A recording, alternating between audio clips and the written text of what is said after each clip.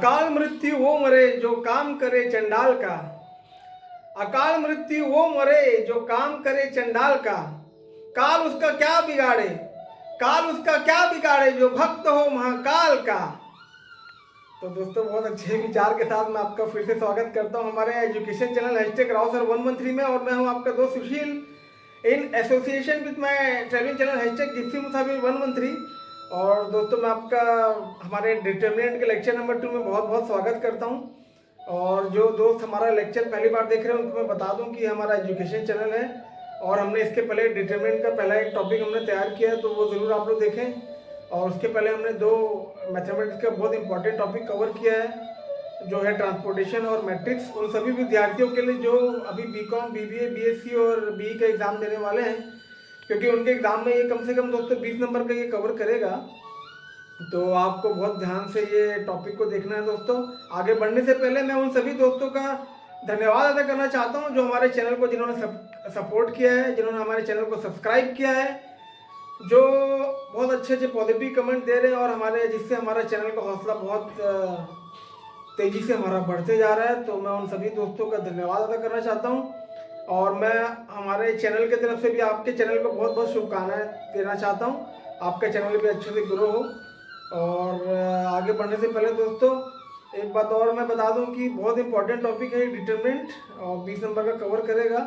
और कम से कम दोस्तों ये लेक्चर को आपको कम से कम 3 से 4 बार देखना है और उतने ही बार आपको प्रैक्टिस करना है और उसके बाद ही आपको एग्ज़ाम देने जाना है, तभी आपको एग्ज़ाम में ये फ़ायदा करेगा। इसके अलावा दोस्तों आप लोग एक काम और कर सकते हैं कि 2-3 बार देखने के बाद हर महीने में कम से कम एक बार हमारा लेक्चर को ज़रूर देखें, ताकि आपके दिमाग में जो है वो कंठस्थ बैठ जाए और आपसे एग्ज़ाम में बनाने में काफ़ी आसानी हो। तो तभी दोस्तों आपको फ़ायदा करेगा, तो आप ज़रूर ध्यान रखें। और दोस्तों ये वाला टॉपिक बहुत इंपॉर्टेंट इसलिए भी है क्योंकि हमने इसमें 6 थ्योरम के बारे में डिस्कशन किया है।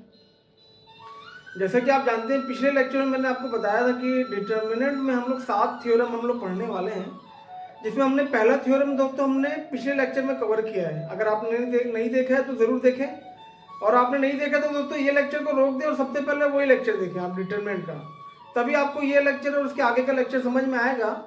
क्योंकि हमने पिछले लेक्चर में हमने बेसिक फंडामेंटल हमने किया था कि आपको कैसे डिटरमिनेंट को कैसे एक्सपेंशन करना है विदाउट बिना थ्योरम के मदद से। अब हम लोग जो 2 लेक्चर करने वाले हैं इसमें आपको जो भी सॉल्यूशन करना है वो आपको थ्योरम की मदद से करना है, तो आपको ये बात का ध्यान रखना है, ठीक है।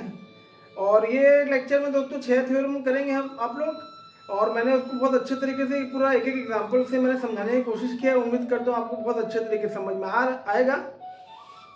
और दोस्तों मैं ये भी उम्मीद कर रहा हूँ कि अब आपको मैथमेटिक्स काफ़ी आप एंजॉय कर रहे होंगे, आपको काफ़ी इजी लग रहा होगा। और सही सी बात है दोस्तों, आप लोग काफ़ी सीरियस स्टूडेंट्स हैं, क्योंकि तभी आप लोग हमारा ये चैनल देख रहे हैं। मतलब आप लोग अपने मैथमेटिक्स को आप लोग स्ट्रॉन्ग करना चाहते हैं, आप अपना एग्ज़ाम को बहुत अच्छे तरीके से देखना चाहते हैं। तो बिल्कुल आपका एग्ज़ाम बहुत अच्छे तरीके से जाएगा। मैं अपने चैनल की तरफ से आपको बहुत बहुत शुभकामनाएं देता हूं। तो दोस्तों शुरू करते हैं हम लोग ये लेक्चर, और ध्यान से देखेंगे, उसके बाद प्रैक्टिस करेंगे। और लेक्चर देखने के बाद फिर दोस्तों हम लोग डिस्कशन करते हैं कि कैसे आपको और आगे की तैयारी करनी है। दोस्तों आगे बढ़ने से पहले बहुत इंपॉर्टेंट फॉर्मूला मैं चाह रहा हूँ कि आप लोग देखें। एक फॉर्मूला आपके सामने a² - b² equal to a - b a + b, ठीक है। जिनको आता है बहुत अच्छी बात है, जिनको नहीं आता तो दोस्तों ये फॉर्मूला आपको याद करना है। अब ये फॉर्मूला आपको यहाँ पर मदद करेगा। ये क्वेश्चन है आपके पास, इंपॉर्टेंट क्वेश्चन है दोस्तों, एग्जाम में आया हुआ है। तो ये आपका डिटरमिनेंट है a - b b - c a² - b² b² - c²। इसको आपको आंसर प्रूफ करना है a - b b - c c - a, ठीक है। अब करेंगे कैसे देखिए ध्यान से। ये जो हमने फॉर्मूला भी सीखा, हमने यहाँ ओपन किया a - b a - b a + b b - c b - c b + c a² - b² a - b a + b हो गया, b² - c² b - c b + c हो गया, ठीक है। अब यहाँ देखिए पहले रो में a - b कॉमन दिख रहा है आपको, तो यहाँ पर आप a - b बाहर निकाल दीजिए। अभी हमने थ्योरम में पढ़ा है, taking a - b out from first row. a - b निकाले तो यहाँ क्या बच गया 1, यहाँ क्या बच गया a + b, और ये तो एज इट इज आपने लिख दिया, ठीक है। अगले स्टेप में यहाँ देखिए दोस्तों b माइनस सी कॉमन दिख रहा है, तो ये स्टेप में आप b माइनस सी बाहर निकाल दीजिए, taking b minus C out from second row. तो यहाँ तो हमने क्लियर, ये जब आपने निकाला b माइनस सी तो यहाँ बच गया 1 और यहाँ बच गया b प्लस सी। ठीक है, अब a minus B B minus C ये हो गया। अब यहाँ सॉल्व करेंगे इसको, ये देखिए 1 इंटू बी प्लस सी किए, माइनस लगाए, 1 इंटू ए प्लस बी हो गया। बस a minus B B minus C ये देखिए b प्लस सी, ये माइनस साइन अंदर करेंगे अगले स्टेप में, तो ये कितना हो गया माइनस ए माइनस बी, ये b और b कैंसिल, तो आपका फाइनल आंसर आ गया a minus B B minus C C minus A. तो दोस्तों है ना कितना आसान।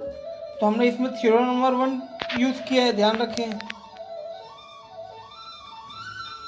10 सेकंड देखते हैं आप लोग।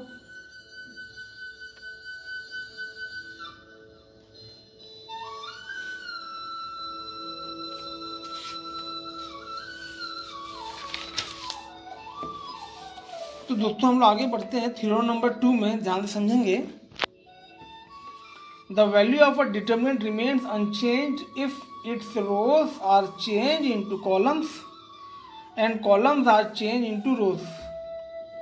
रो को कॉलम में कन्वर्ट करने पर या फिर कॉलम को रो में कन्वर्ट करने पर डिटरमिनेंट की वैल्यू में कोई भी अंतर नहीं आता है। तो इसको समझते हैं दोस्तों एग्जांपल है। ये डिटरमिनेंट है आपके पास 5 7 6 8, इसको सॉल्व किया आपने, 5 into 8 minus 7 into 6, 40 minus 42 minus 2 आ गया। अब क्या करेंगे, रो को कॉलम में चेंज करने पर कैसे दिखेगा, देखिए 5 6 जो कॉलम है इसको रो बना दिया आपने, 7 8 जो कॉलम है इसको रो बना दिया आपने, जो रो है 5 7 उसको कॉलम बना दिया। ठीक है, इसको सॉल्व करते हैं। 5 इंटू 8 माइनस 7 इंटू 6, 40 माइनस 42 आपका आंसर आ गया -2। ठीक है, तो ये आपका थ्योरम नंबर 2 प्रूफ हो गया कि अगर रो को कॉलम में बदलेंगे, कॉलम को रो में बदलेंगे तो उसका वैल्यू नहीं बदलता है। ठीक है ना, 10 सेकंड देखते हैं आप लोग।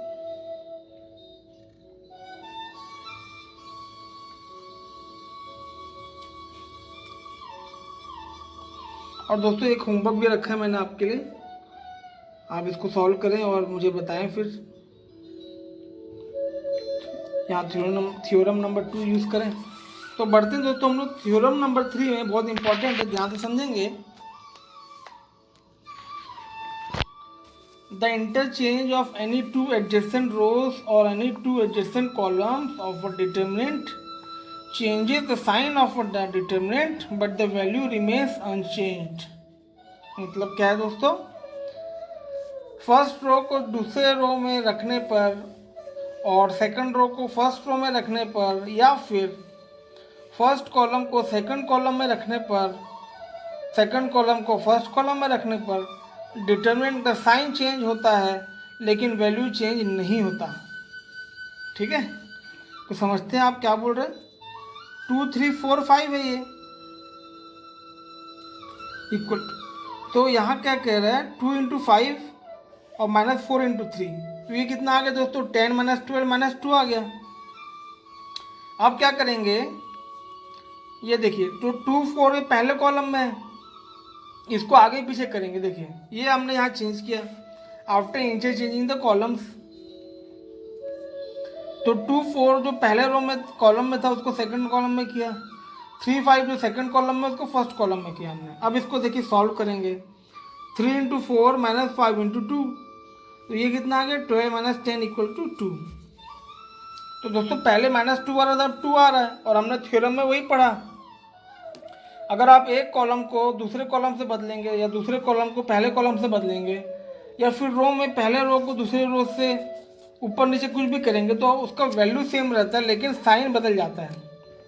जैसे आप यहाँ देख पा रहे हैं -2 है, सॉरी, लेकिन यहाँ 2 आ रहा है। ठीक है, 10 सेकंड देखिए दोस्तों, ये थ्योरम को अच्छे से समझिए।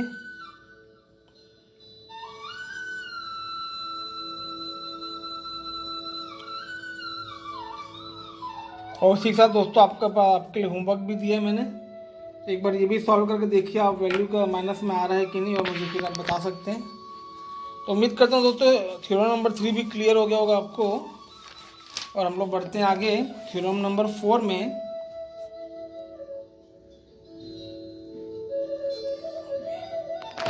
तो ये आपके सामने थ्योरम नंबर 4 बहुत इंपॉर्टेंट, बहुत इजी। इफ टू रोज और two columns of a determinant are identical then it's value is 0। अगर कोई भी दो रो या फिर दो कॉलम एक समान दिखते हो तो उसे आइडेंटिकल कहते हैं और उस डिटरमिनेंट का वैल्यू 0 होता है। जैसे ये डिटरमिनेंट आप देख पा रहे हैं 1 2 3 1 2 3 4 5 6 तो इक्वल टू 0 है। क्यों? क्योंकि ये दो कॉलम एकदम आइडेंटिकल है। इस उदाहरण में दोनों कॉलम आइडेंटिकल है, इसलिए इस डिटरमिनेंट का वैल्यू इक्वल टू 0 है। आइडेंटिकल क्या मतलब है दोस्तों? आइडेंटिकल, ये जब दोनों एक समान दिखते हैं उसी को हम बोलते हैं आइडेंटिकल। ठीक है, आइडेंटिटी से वर्ड बनता है ये। इसको क्रॉस चेक करते हैं अब। ठीक है, इसी को क्रॉस, ये देखिए ये इसको सॉल्व किया हमने, ये इसको हमने एक्सपेंशन किया। ये देखिए बीच का हमेशा भी माइनस लगाते हैं तो माइनस लगा दीजिए। इसको जब आपने सॉल्व किया है देखिए 1 2 2 5 3 6, ये 2 3 5 6 4 2 2 3 3। इसको जब आपने पूरा सॉल्व किया है तो आपका आंसर आ गया 0। तो अगले बार क्या करेंगे दोस्तों, जब आपके पास डिटरमिनेंट में ऐसा कुछ इस कंडीशन में पहुंच जाते हैं आइडेंटिकल रहेगा तो सॉल्व करने की जरूरत नहीं है, आपको इक्वल टू सीधा 0 रखना है। अभी सॉल्व करेंगे तो आपको समझ में आएगा। ठीक है, तो 10 सेकंड ये भी देखिए आप थ्योरम को।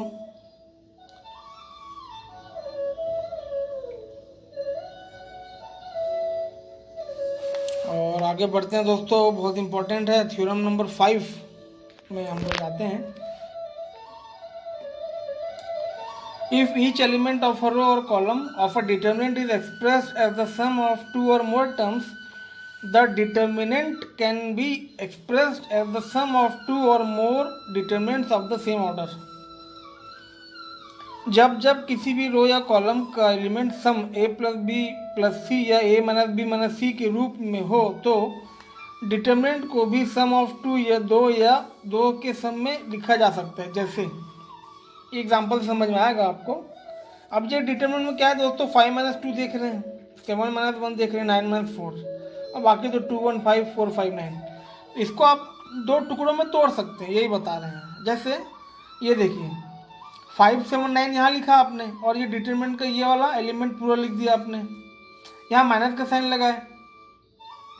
उसके बाद 2 1 4 आपने यहाँ लिखा, 2 1 5 यहाँ, 4 5 9 यहाँ। तो इस प्रकार आप इसको तोड़ सकते हैं। ये आपका डिटरमिनेंट थ्योरम नंबर 5। अभी एग्जांपल में हम लोग सॉल्व करेंगे तो आपको अच्छा समझ में आएगा, लेकिन थ्योरम को ध्यान रखिए दोस्तों। और यहाँ बढ़े चलते हैं हम लोग थ्योरम नंबर 6, बहुत easy. If all the elements of a row और column of a determinant are 0 then it's value is 0। अगर कोई भी रो या कॉलम के एलिमेंट डायरेक्ट है 0 है तो इक्वल टू आप 0 रख देंगे और कोई उसको सॉल्व करने की आवश्यकता नहीं है। ठीक है,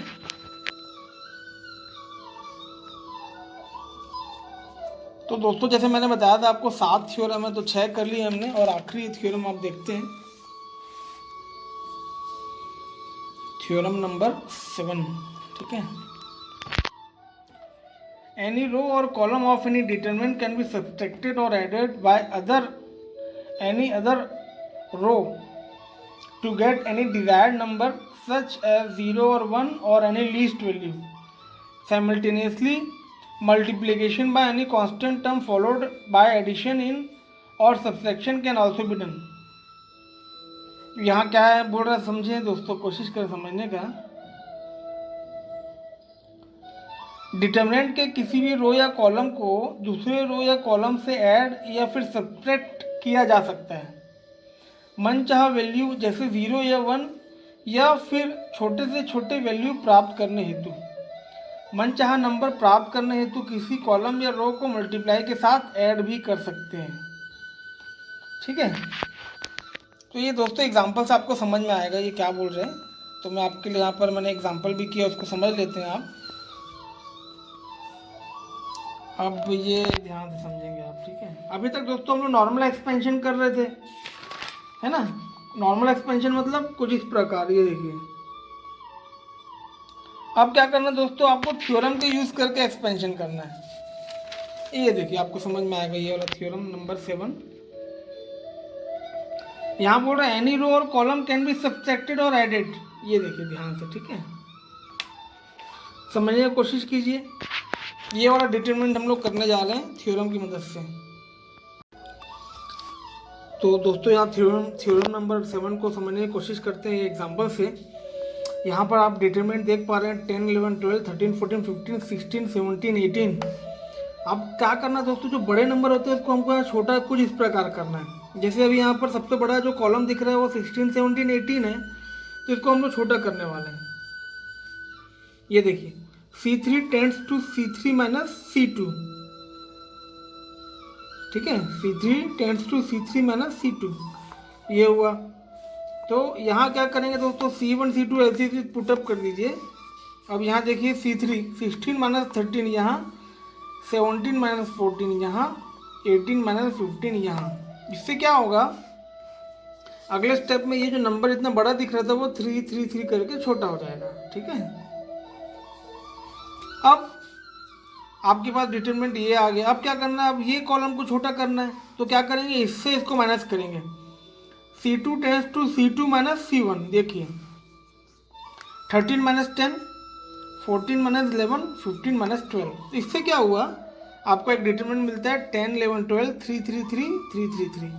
और डायरेक्ट आप लिख दीजिए 0 0। क्यों दोस्तों, सिंस 2 कॉलम्स आर आइडेंटिकल, तो डिटरमिनेंट इक्वल टू 0। ये दोस्तों थ्योरम नंबर 4 अभी हमने पढ़ा था। तो है ना दोस्तों, कितना आसान, थ्योरम की मदद से आप डिटरमिनेंट कितना आसानी से सॉल्व कर सकते हैं। तो आप 10 सेकंड यहाँ देखिए, मैं रोक के रखता हूँ आपके लिए।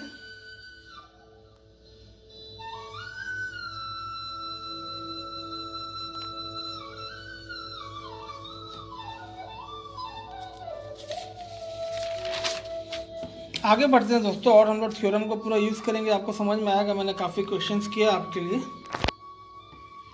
अब ये आपके पास एक डिटरमिनेंट है 23, 36, 63, 6, 5, 13, 11, 26, 37। तो यहाँ पर दोस्तों हम क्या करेंगे, C3, ये देखिए 11, 26, 37 tends to 2C2 plus C3। मतलब देखिए पहले क्या करो, C1 C2 तो ऐसे ही उतार दो आप। अब यहाँ क्या करो, 2C2 प्लस C3 है ना, तो 2 इंटू 11, 2 क्या बोला 2C2 है, ये sorry 2 into 6 plus 11 plus C3 ये है दोस्तों। उसी प्रकार 2 इंटू 5 प्लस 26, ये देखिए 2 इंटू 5 प्लस 26, 2 इंटू 13 प्लस 37। इससे क्या होगा कि आपके पास एक डिटरमिनेंट आएगा, ये देखिए 12 प्लस 11, 10 प्लस 26, 26 प्लस 37। तो फाइनली आपको एक डिटरमिनेंट मिलता है 23, 36, 63, 6, 5, 13, 23, 36, 63। और आपको इतना तक ला के छोड़ देना है और आपको लाइन लिखना है, since 2 columns are identical therefore del equal to 0। Del मतलब value of determinant equal to 0। तो थ्योरम नंबर 4 यहाँ फिर यूज हो रहा है, और यहाँ हमने थ्योरम नंबर 7 यूज़ किया। अब आप सोचेंगे दोस्तों ये जो हम लोग कैलकुलेशन कर रहे हैं ये कैसे आ रहा है, तो दोस्तों ये प्रैक्टिस से आएगा। प्रैक्टिस कर करके क्या है, आपको ये समझ में आएगा कि यहाँ कौन सा लॉजिक लगाना है। यहाँ तो आपको लॉजिक लगा के प्रैक्टिस समझ में आएगा कि कौन सा कब क्या लॉजिक लगाना। तो इसके लिए दोस्तों एक क्वेश्चन को कम से कम 4 से 5 बार करेंगे तो आपको पर्टिकुलर क्वेश्चन में पता चलेगा कौन सा लॉजिक लगाना है, ठीक है। 10 सेकंड में रोक के रखता हूँ आपके लिए, देखिए।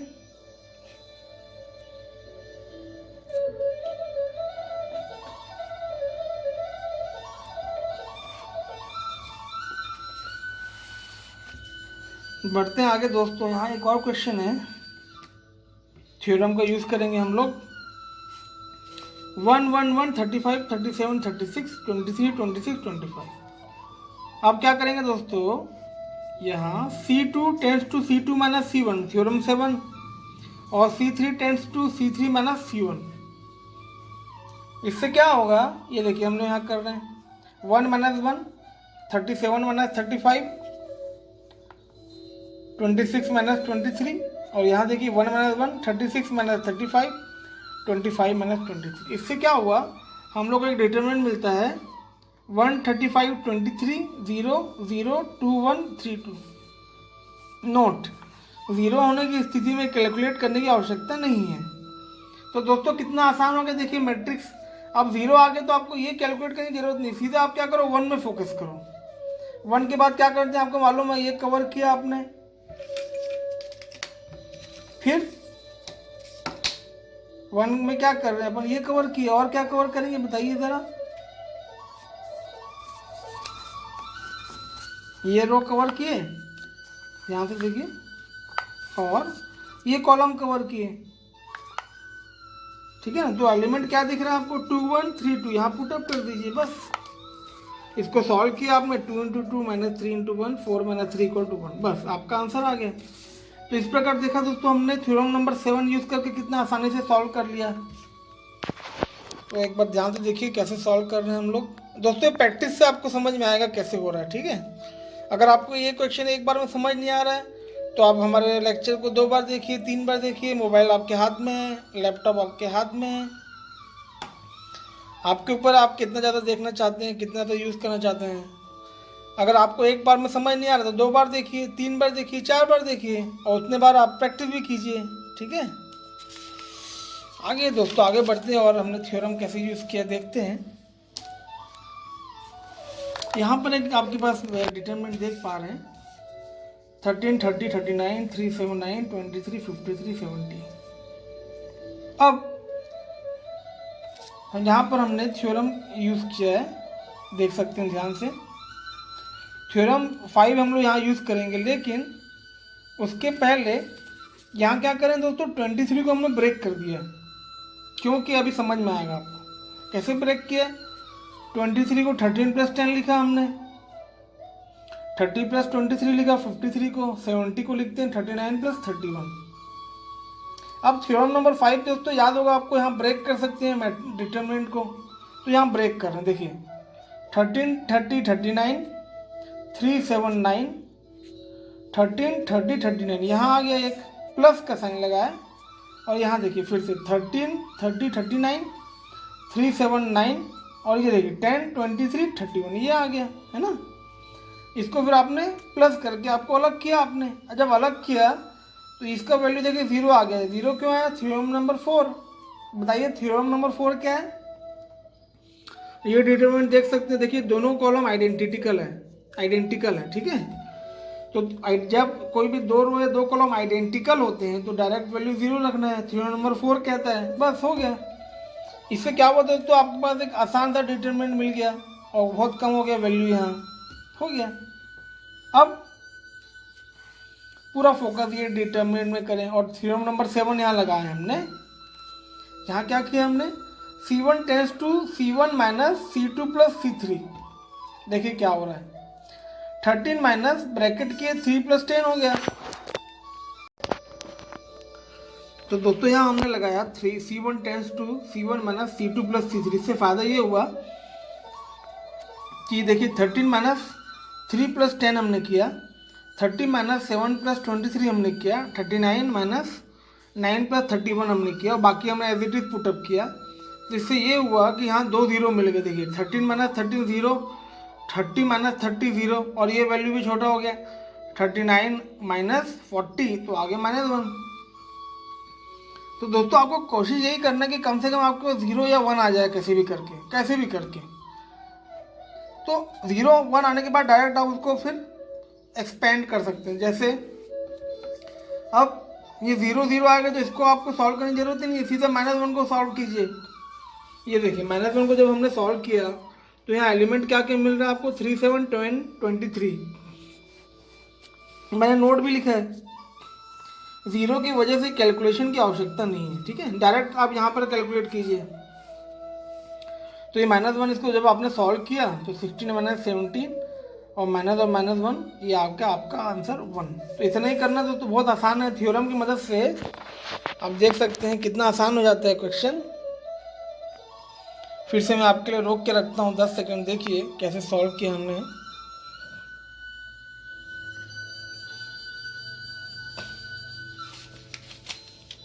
उम्मीद करता हूँ दोस्तों समझ में आ रहा होगा आपको।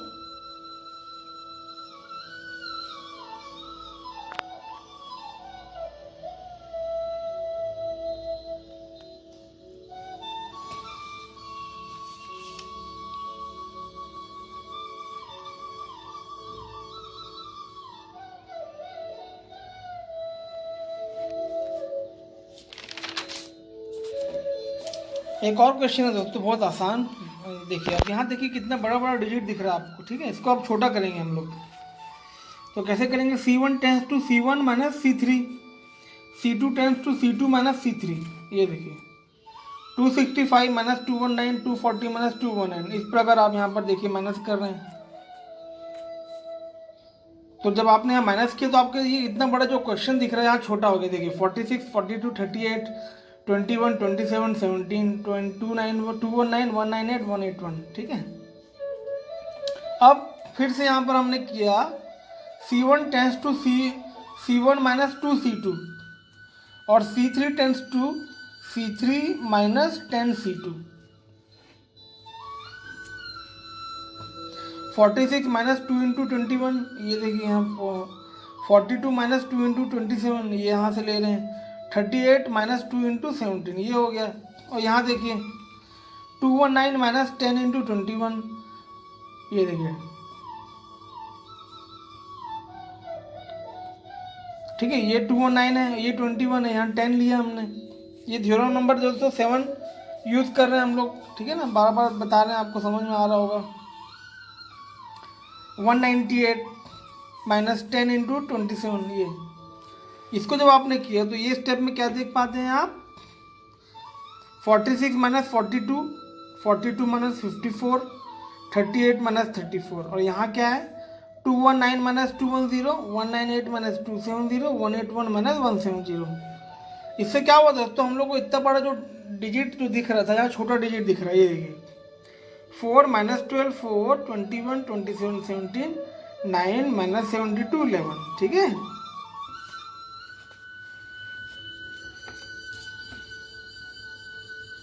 अब यहाँ पर दोस्तों आगे जब बढ़ेंगे तो फिर से यहाँ पर हमने लगाया है R3 tends to R3 minus R1। दोस्तों इस प्रकार जब पहुँच जाते हैं ना, देखिए इस तरह के जब कॉमन दिखते तो आप समझ जाया कीजिए कि आपको माइनस करना है, तो ताकि आपके पास एक जीरो आ जाए। तो वही हमने किया है यहाँ। R3 tends to R3 minus R1, R2 tends to R2 plus 3R1। तो R1 तो वही ऐसे पुटअप कर दीजिए, पुटअप किया आपने। R3 में क्या किया? R3 माइनस R1 किए ना, तो 4 माइनस 4 हो गया। यहाँ 17 माइनस 21, यहाँ 11 माइनस 9, और ये R2 प्लस 3R1, तो minus 12 plus 3 into 4, 27 plus 3 into 21, minus 72 plus 3 into 9, ठीक है। यहाँ ध्यान रखेंगे दोस्तों, यहाँ पुटअप किया हमने। ये देखिए R3 माइनस R1 यहाँ किए, और R2 tends to R2 plus 3R1, ये, ठीक है ना। इससे क्या हुआ आपको? देखिए कितना नंबर क्या मिला आपको, एक जीरो मिल गया।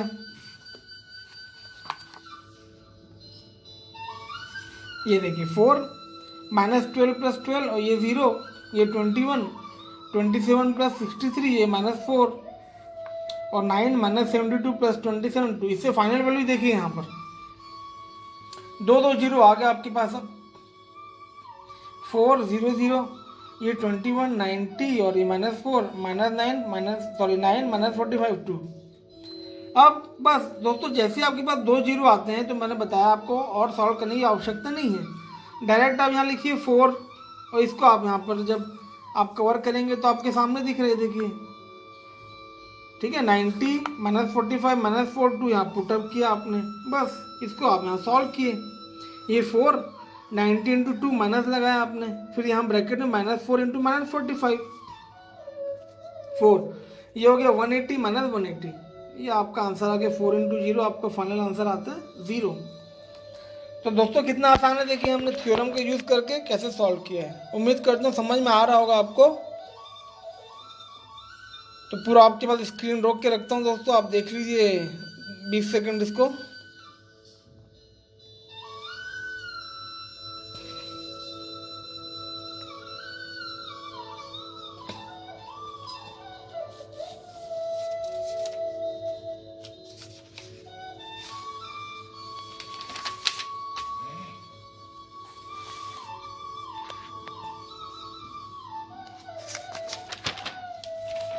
अब दोस्तों फाइनली हम लोग लास्ट सेकंड क्वेश्चन में पहुंच गए हैं आज के आपके इम्पोर्टेंट लेक्चर को लेके। समझते हैं इसको। अब ये सिंपल सा क्वेश्चन है दोस्तों, यहाँ पर आप देख सकते हैं, यहाँ पर हमने थ्योरम नंबर 7 यूज़ किया।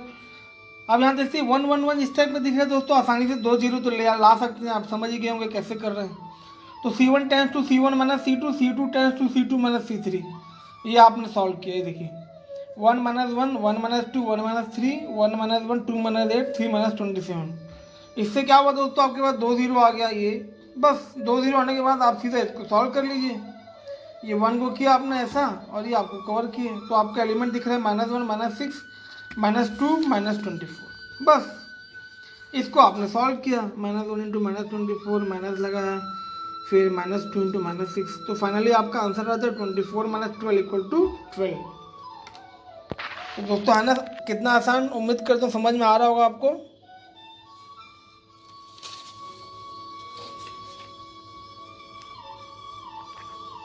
तो 10 सेकंड देख सकते हैं आप लोग ध्यान से।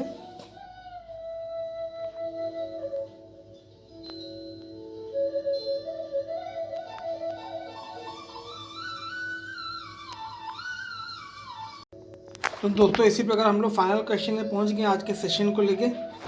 और आपके पास फिर से एक सिंपल सा क्वेश्चन है, ये है आपका डिटरमिनेंट 2 1 3 1 1 1 1 - 2 4। यहाँ आपने थ्योरम नंबर 7 लगाया, C1 tends to C1 minus C2, C2 tends to C2 minus C3।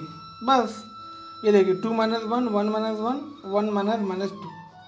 1 - 3, 1 - 1, -2 -4, ये 1 3 1 4। ठीक है, इससे क्या हुआ दोस्तों, आपके पास 2 0 आ गए और आपका डिटरमिनेंट दिखता है कुछ इस प्रकार 1 0 3 -2 0 -6 3 1 4। अब इसके बाद क्या करना है दोस्तों, मैंने बताया 0 आ गया तो कैलकुलेशन करने की जरूरत नहीं, सीधा 1 में फोकस कीजिए। इसको 1 में जब आपने एक्सपेंशन किया, क्या कर रहे हैं हम लोग, 1 को कवर करें और ये आपने इसको भी कवर किया, तो 1 -2 -3 6, ये देखिए हो गया। इसको सॉल्व किया आपने 6 इंटू 1 और ये आपका है यहाँ -2 इंटू 3। तो फाइनली आपका आंसर आ गया 1 -6 + 6 = 0। तो दोस्तों उम्मीद करता हूँ सातों थ्योरम आपको समझ में आ गया होगा। और अगर आपको लगता है कि एक बार में आपको देख के समझ में नहीं आ रहा, तो आप बार बार हमारा ये चैनल को देख सकते हैं, ये लेक्चर को देख सकते हैं। ठीक है ना। अभी तो 10 सेकंड आप ध्यान से देखिए इसको। और कोई भी दिक्कत हो तो आप मुझे, मेरा मेल आईडी है आपके सामने, gypsymusafir113@gmail.com। और दोस्तों लॉजिक के लिए आपको प्रैक्टिस करना है, तो अगर आपको एक ध्यान रखें, एक बार में नहीं आया तो 2 बार देखें, 2 बार में नहीं आया तो 3 बार देखें। और दोस्तों यहाँ हम लोग 7 थ्योरम हमने कवर किए लेक्चर में, और अभी मैं आपके साथ और मैं अभी मिल के और डिस्कशन करता हूँ कैसे हम लोग को एग्ज़ाम में और कैसे सॉल्व करना है। तब तक मैं आपको शुभकामनाएं देता हूँ, अच्छे से प्रैक्टिस करें और ये आपके लिए ऑल द बेस्ट। और ये मेरे मेल आईडी, कुछ कहना चाहते हो ये लेक्चर के बारे में, gypsymusafir113@gmail.com। और जल्द ही मिलते हैं दोस्तों हम लोग अगले लेक्चर में। तब तक आपके लिए ऑल द बेस्ट। तो दोस्तों मैं आपका फिर से स्वागत करता हूँ हमारे एजुकेशन चैनल #रावसर113 में, और मैं हूँ आपका दोस्त सुशील। और दोस्तों देखा आपने, बहुत इंपॉर्टेंट टॉपिक हमने अभी कवर किया, डिटरमिनेंट का लेक्चर नंबर 2। और जैसा कि आपने देखा दोस्तों कि 6 थ्योरम हमने इसमें कवर किया हुआ है। तो दोस्तों अब आपको ये बात का ध्यान रखना है कि जब भी आप डिटरमिनेंट का आप एग्जाम में सॉल्व करेंगे, तो आप नॉर्मल जो पहले एक्सपेंशन हमने सीखा था उससे नहीं करना है, आपको थ्योरम का आपको यूज़ करना है। पूरे के पूरे 7 थ्योरम जो मैंने बताया आपको पूरा उसको यूज़ करना है, तभी आपको एग्ज़ाम में नंबर मिलेगा। क्योंकि एग्ज़ाम वाले ये देखना चाहते हैं कि आपको थ्योरम की जानकारी है कि नहीं।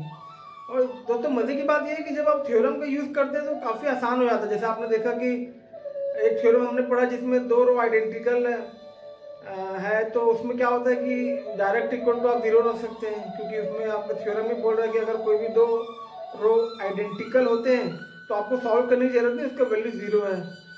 उसी प्रकार दोस्तों अलग अलग हमने पढ़ा, जैसे C1 tends to C1 minus C2, C2 tends to C2 minus 2 C3। इस प्रकार का लॉजिक भी हमने पढ़ा। दोस्तों एक बात और ध्यान रखिए, ये लॉजिक जो है आपको प्रैक्टिस करने से आएगा। आप सोच रहे होंगे कि ये वाले पॉइंट में हमने ये लॉजिक लगाया, दूसरे पॉइंट में हमने ये लगाया, ये हमको पता कैसे चलेगा? तो इसका जवाब ये है दोस्तों कि एक क्वेश्चन को जब आप 2 से 3 बार बनाने लगेंगे और जब आप 5वीं बार जब बनाएंगे तो आपके दिमाग में ऑटोमेटिकली वो चीज़ रिकॉल हो जाएगी कि आपने ये पॉइंट में आपने ये लॉजिक यूज़ किया, इसमें आपने ये थ्योरम यूज़ किया। उसी के लिए दोस्तों आपको प्रैक्टिस करना है। जैसे कि हमेशा मैं अपने लेक्चर में कहता रहता हूँ, एक पॉइंट प्रैक्टिस को लेके बताइए कौन सी बात है। बिल्कुल सही, आपको याद आया, प्रैक्टिस मेक्स मैन परफेक्ट। तो दोस्तों बिना प्रैक्टिस के जो है वो नहीं होगा। आप ये मत सोचिए कि आपने हमारा लेक्चर को देखा और सीधा आप एग्ज़ाम देने चले गए, तो वहाँ नहीं होगा। आपको कम से कम हमारा लेक्चर को 3 से 4 बार देखना है और उतना ही बार आपको प्रैक्टिस करना है, तभी आपका एग्ज़ाम में आपको अच्छे से आप वहाँ अटेम्प्ट कर पाएंगे और आपका रिजल्ट आएगा और आपको 15 से 20 नंबर जो ये टॉपिक कवर करता है आपको पूरी तरह से मिलेगा, ये मेरा पूरा विश्वास है।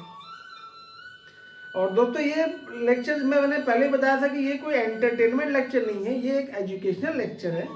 तो जब भी आप हमारा लेक्चर देखने बैठे तो काफ़ी सीरियसली दोस्तों बैठे, ध्यान देके। उस समय आपके हाथ में और कोई एक्टिविटी नहीं होना चाहिए, जैसे आप अखबार पढ़ रहे हैं या आप गाना सुन रहे हैं या आप खाना खा रहे हैं, है ना। तो इस प्रकार एक्टिविटी करते हुए अगर आप हमारा लेक्चर देख रहे हैं तो कोई फ़ायदा नहीं है। ये एंटरटेनमेंट के लिए नहीं, ये नॉलेज के लिए दोस्तों। और ये हमने जो लेक्चर तैयार किया सिर्फ उनके लिए जो ज्ञान लेना चाहते हैं, क्योंकि हमारा उद्देश्य, हमारे चैनल का उद्देश्य ही है ज्ञान का प्रचार और प्रसार करना। और उन विद्यार्थियों तक हमारा उद्देश्य है कि ज्ञान तक पहुंचाएं जो अभी एग्ज़ाम की तैयारी कर रहे हैं, जो बेचारे अलग अलग गलत जगह संस्थानों में फंस जाते हैं और जिनका डाउट क्लियर नहीं हो पाता है, चाहे वो पाठशाला हो चाहे महाविद्यालय हो, तो उनका डाउट जो क्लियर नहीं कर पाते हैं, जो शिक्षक लोग बेचारे बच्चों का नंबर रुक जाता है, पेपर रुक जाता है, फिर आखिर में मैं यही देखते हुए सुनता हूँ कि 1 नंबर 2 नंबर से उनका पेपर रुक गया। तो मैं चाहता हूँ दोस्तों कि ऐसा आपके साथ नहीं आए, नौबत ना आए। और दोस्तों मैं विश्वास के साथ आपको मैं कह सकता हूँ कि अगर हमारा आप चैनल को फॉलो करेंगे तो आपके साथ ये कोई नौबत नहीं आएगी। आप फर्स्ट अटेम्प्ट में आपका एग्ज़ाम क्लियर होगा। दोस्तों फर्स्ट अटेम्प्ट क्यों कह रहा हूँ मैं, क्योंकि दोस्तों अमूमन ये देखा जाता है कि लोग एग्ज़ाम को हल्के में ले लेते हैं, तो कम से कम 2 बार में जाके वो बेचारे एग्ज़ाम क्लियर कर पाते हैं। ये मेरे सामने एक उदाहरण है, इसलिए मैं कह रहा हूँ कि आप हमारे चैनल को सीरियसली देखें। और अगर दोस्तों आप में से किसी एक को भी ये लेक्चर का फ़ायदा हुआ है तो मैं समझूंगा हमारा लेक्चर सक्सेस है। तो आप में से जिसको भी फ़ायदा हुआ है तो मुझे आप बता सकते हैं कि आपको कितना हद तक फ़ायदा हुआ है। और अगर आपको लगता है कि हमारा चैनल काफ़ी इफेक्टिव है तो आप अपने दोस्तों को, अपने रिश्तेदारों को, जो लोग अभी BCom, BBA, BSc या फिर BE की तैयारी कर रहे हैं, उनको आप शेयर कर सकते हैं। और अगर आपने चैनल सब्सक्राइब नहीं किया तो आप सब्सक्राइब करके बेल आइकन दबा सकते हैं, ताकि हमारा सारे लेक्चर आपको सबसे पहले पता चले। क्योंकि दोस्तों इसके बाद हम लोग बहुत इंपॉर्टेंट लेक्चर शुरू करने जा रहे हैं। जैसे हमने मैट्रिक्स किया, जैसे हमने ट्रांसपोर्टेशन किया, उसी प्रकार हमने डिटरमिनेंट किया, उसी प्रकार दोस्तों हम लोग अब इक्वेशंस में हम लोग जाने वाले हैं। तो डिटेल मैं आपको अगले लेक्चर में ही बताऊँगा। तो अगर आपने सब्सक्राइब किया, बेल आइकन दबाया है, तो आपको डायरेक्ट सबसे पहले पता चलेगा और आपके एग्ज़ाम में आपको काफ़ी मदद मिलेगा। तो दोस्तों आपको क्या करना है आप जानते हैं, ठीक है। इसके अलावा दोस्तों जैसे कि आप जान रहे हैं हमारे चैनल का उद्देश्य है ज्ञान का प्रचार और प्रसार करना। तो आप में से वो सारे दोस्त जो हमारे चैनल को स्पॉन्सर करना चाहते हैं तो उनका बहुत बहुत स्वागत है। मेरा ईमेल आईडी है, आप उसमें मुझे कांटेक्ट कर सकते हैं, जो है gypsymusafir113@gmail.com, या फिर मेरे व्हाट्सएप नंबर में आप कांटेक्ट कर सकते हैं, जो है 9993058291। क्योंकि दोस्तों हमको ज्ञान का प्रचार और प्रसार करना है, ताकि हर वो विद्यार्थी जो बेचारा एग्ज़ाम में 1 या 2 नंबर से रुक जा रहा है, या जो बेचारा कोचिंग संस्थाओं में नहीं जा पा रहा है, जो विद्यार्थी प्राइवेट एग्ज़ाम दे रहा है और उसके पास समय नहीं है या उसके पास साधन नहीं है कि कोई किसी कोचिंग संस्थान में या पाठशाला या महाविद्यालय में जाकर अध्ययन करे, तो उसके लिए हम लोग ये ज्ञान का प्रचार हम लोग करना चाह रहे हैं दोस्तों। और वहाँ तक वो ज्ञान पहुँचना चाहिए और उस एग्ज़ाम अच्छे तरीके से जाना चाहिए। तो मैं चाहता हूँ दोस्तों आप लोग आए, मेरे साथ जुड़े और हम लोग ज्ञान का उजाला, ज्ञान की एक रोशनी हम लोग फैलाएं। और क्योंकि ज्ञान का प्रचार प्रसार करना बहुत ज़रूरी है दोस्तों, और ज्ञान का रोशनी फैलाना इसलिए ज़रूरी है क्योंकि 1000 अंधेरे कमरे हैं इस दुनिया में, 1000 अंधेरे कमरे हैं इस दुनिया में। ज़रूरत है तो सिर्फ एक जुगनू बनने की।